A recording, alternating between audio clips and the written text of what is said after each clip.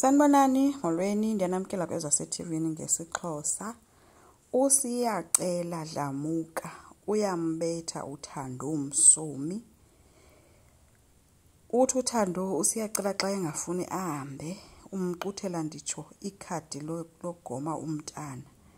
And ke laa khadi uba sikhumbula kakuhle awukwazi uhamba uye noba kuphi uhamba nomntana omncinci ungaliphethanga ikhadi logoma umntana elikathintela.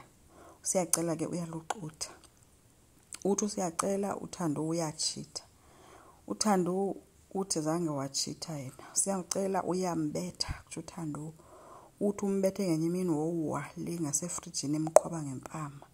Kanti uthi akaqala ukumbetha ngoba wakho wambetha ngenye imini ngebhanti embethe ezimpundu. Uthi ufilishe ingathi uzenza utishala wakhe uziqonde. Umophulele naloo fowuni ke ethi unendoda. Uthi yena wonke umuntu omfonelayo ufuna ukumazi. Wonke umuntu ofonela umfazi wakhe ufuna ukumazi. Bathe besathetha ke ngaleyo ke into wayithatha uSiyacela ifoni kaThando wayijula apha phansi. Ethi uThando ayofoni yokuqala le uSiyacela ayophulayo. Uthi uThando yena ismartphone usebenzisa for ufota nje ulubanzi wakhe. Lonto ithi uThando akanawo uWhatsApp, mhlawumbe akanawo nalo Facebook ngenxa kaSiyacela. uSiyacela ke uthi yena abantu mabohlukane naye, uThando nguwakhe. So lilonke uSiyacela uyamowna uThando. Phofu yonke lento uyenza phambi kolubanzi wabo. Uthi yena uSiyacela umthathile umntana wambeka phezu kwebhedi ngelixesha besilwa. Uthi uThando ke babengalo kodwa uSiyacela uyambetha. So uSiyacela uyamqeqesha uThando.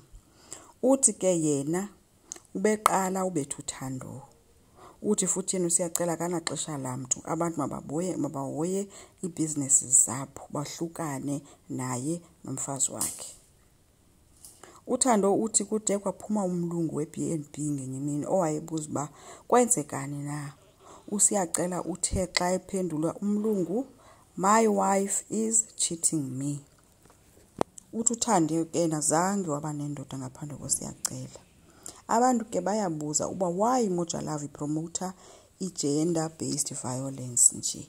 Abanye babuza uba why isaqhubeka nokudlala le show kanti kunjena. Baziphendulele ke abeMojalove besithi abayisupport bona i-gender based violence futhi bekubalekile ukuba bayidlale le episode ngokufundisa abantu ngempilo ezenzekayo kwindawo esiphila kuzo. Ukuyivala ishow bathi akuyiyo isolution kodwa kungcono kuvulwe iplatform ngokudiscussa yonke into efana nale yenzekayo kwimiphakathi esihlala kuyo.